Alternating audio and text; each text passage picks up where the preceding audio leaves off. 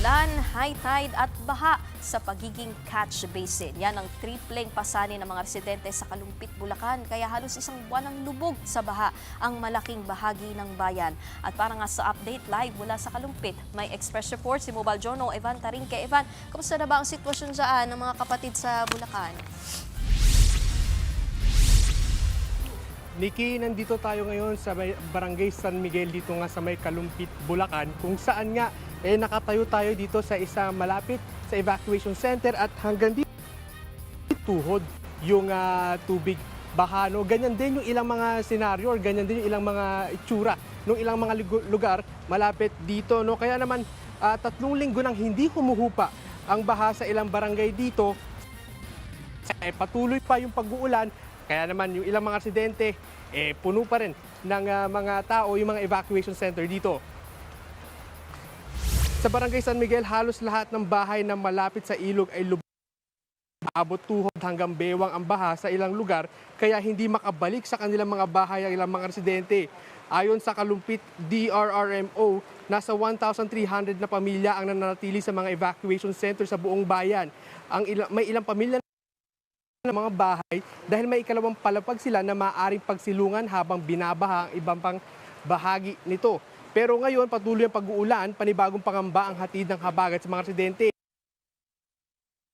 Baka muling tumaas ang tubig at mas lalo pang maantala ang kanilang pag-uwi. Ayon sa mga otoridad, pinagsabay-sabay na epekto ng malalakas na pag-ulan, high tide at pagiging bilang natural catch basin ang nagpatagal ng pagbaha. Mas pangmatagalang solusyon sa problema, kabilang na ang dredging ng mga ilog at pagpapataas ng dike para nga mas tumaas pa yung ating mga lugar. No? Nikki, sa mga oras natin yung sitwasyon dito. Pag naglakad tayo dito, makikita natin yung tubig, lagpas tuhod at makikita natin yung pagbaha.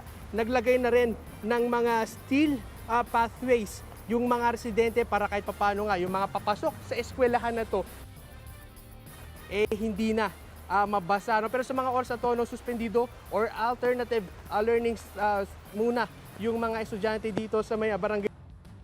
Yung ilang mga residente or yung mga estudyante mag-focus muna sa kanilang sitwasyon at hindi na muna nga isipin muna yung kanilang karamihan na sila mga nakausap nating nasa evacuation center mga estudyante na hindi mo na makapasok sa eskwelahan dahil nga sa kanilang sitwasyon ngayon. Nikki.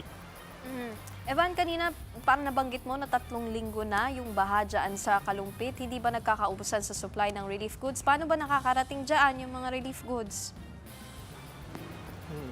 Nikki, tama ka dyan. No? Yung ilang mga residente dito na nagsistay nga dito sa mga evacuation center. No? Kaya naman, nakikita naman natin, pasasalamat nga ron nila, marami dumarating na relief goods na galing sa rin sa mga ilang private individuals na para kahit paano masustain naman daw nila yung kanilang pang-araw-araw. No? Yung ilan naman, Nikki, ang ginagawa nila ay dumidiskarte naman. Yung ada ng mga huling hipon o kaya naman yung mga galing sa palengke na kanilang inilalako para kahit paano naman daw meron silang maibenta at magkaroon nga sila ng panggastos habang nananatili nga sila sa evacuation center ngayon.